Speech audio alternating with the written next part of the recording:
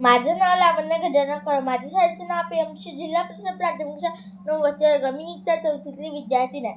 मी तुम्हाला झाड लावण्याची कल्पना ही गोष्ट सांगणार आहे. शाळेच्या मैदानात सावली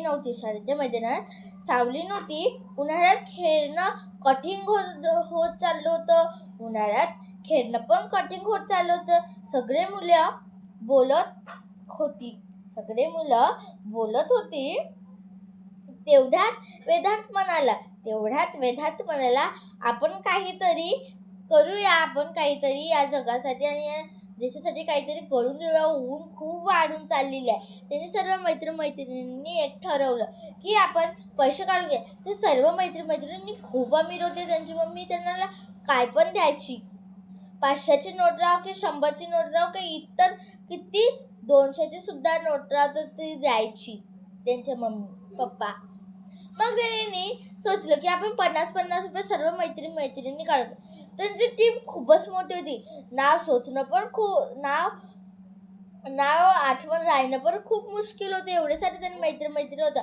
मग 50 रुपये काढले त्यांचे किती मोठे पैसे येईल.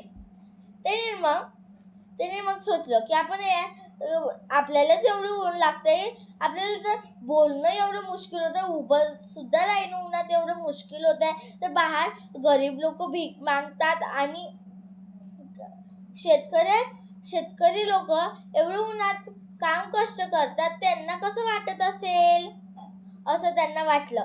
तर मग त्यांनी सोचलं की आपण बिसलरीची बॉटल घेऊया आणि सर्वांना वाटून देऊया. मग त्यांनी 50 रुपये काढून दुकानात गेले आणि बिसलरीचे खूप साऱ्या बॉटल्या घेतल्या आणि सर्वांना एक दिलं आणि शाळेत पण वाटलं त्यांनी. आणि जे बाहेर गरीब लोक आहे, त्यांच्यापाशी घर नाही, काहीच नाही, त्यांना पण पाणी दिलं ते बिसलरीची बॉटल आणि शाळेत पण ठेवलं. अर्धे शेतकरी लोकांना पण त्यांनी दिले.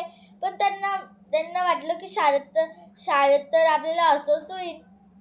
शाळेत तर हे तर एकच दिवस बिसलरीची बॉटल पूर्ण. तर आपण एक काम करून घेऊया. आपण शाळेत फ्रीजची व्यवस्था करून घेऊया. त्यांनी सर्वांनी 500 रुपये काढले आणि एक मोठी जात फ्रीज घेतली आणि ते फ्रीज शाळेत ठेवली. टीचर लोकांना हे माहीत पडलं की यांनी सर्वांची मदत करून राहिले. टीचरने त्यांच्यासाठी एक कार्यक्रम ठेवला.